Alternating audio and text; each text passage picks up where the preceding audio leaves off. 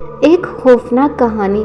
میں اپنی کہانی کا آغاز اس رات سے کروں گا جب میں ایک پرانے گھر کو دیکھ کر اس کے دروازے کی طرف بڑھ رہا تھا۔ یہ گھر پرانا اور خالی تھا اور میرے اندر کے کچھ حسن کو بے آواز کھنکھناتی بندوق کی آواز نے چپ کرا دیا۔ میری آنکھوں نے تیزی سے چلتی رفتار سے گھر کے اندر کا منظر سنبھال لیا اور وہ آوازیں پیچھے رہ گئی۔ میں نے دیر تک تھمتے ہوئے اس طرف پلکیں کر لی جبکہ ایک سایہ زوال پکڑ رہا تھا۔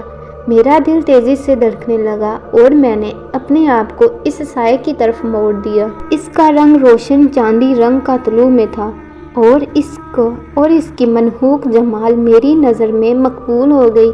اس سائے نے گرمی سے میرے جسم کو چھوا اور میرے کان میں شریک ہو کر چلی گئی۔ وہ کچھ کہے بغیر میرے دل کی دھڑکن کے ساتھ اور اس کی آواز میں میری بنیادی تھم گئی۔ وہ کہتا تھا کہ یہ گھر پرانا اور معمولی نہیں ہے اور وہ مجھے اس گھر کی ایک خوفناک حقیقت سے واقف کروانا چاہتا تھا۔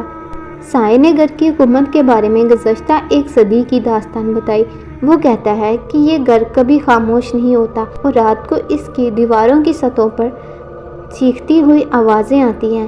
ان آوازوں میں ایک حسن کی طرح جذب کرنے والی کشش ہوتی ہے جو ہر بار مختلف ہوتی ہے، آنے والی راتوں میں اور گھر کی راتوں میں ملکیت کو لوٹ لیتی ہے۔ میں نے اس سائے کے کہنے پر گھر کی تلاش کرنے کی کوشش کی اور اس کے نتائج بھرپور تھے۔ میں نے ایک بڑی خانقاہ کھولی اور اس کے اندر گیا۔ وہاں پر میں نے ایک سنگین طلوع چاندی کا خزانہ پایا جو کچھ کرنے کی تیاری میں میرا انتظار کر رہا تھا، لیکن جیتے جی میں نے احساس کیا کہ یہ ساری رات ایک قیمتی مال کی قیمت ہے۔ کمرے میں گیا اور سائے کو دیکھا۔ وہ میری طرف مسکرا رہا ہے۔ وہ کہتا ہے کہ گھر اب میرا ہو گیا ہے اور میری زندگی کبھی بھی تباہ ہو سکتی ہے۔ میں نے خزانے کو اس کے قدموں پر رکھ دیا اور کہتا ہوں، یہ گھر میرا نہیں ہوتا۔ میں نے تمہیں آنے کے لیے اپنی آواز کو چنا تھا۔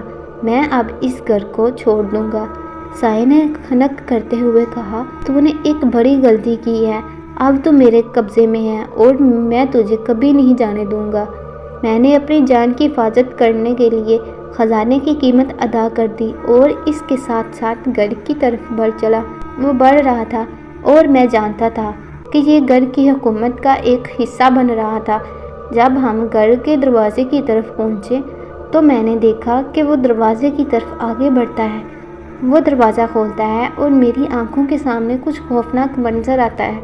گھر کے اندر آوازیں زور زور سے بلند ہو گئی اور میری آنکھوں کی روشنی کی چھاؤں کے ساتھ وہ گھر کا حقیقی چہرہ نظر آیا۔ میں نے احساس کیا کہ ایک مخصوص گھر کی حکومت کے قبضے میں ہوں، جس کا مطلب ہوتا ہے کہ میں اس گھر کا حصہ بن گیا ہوں۔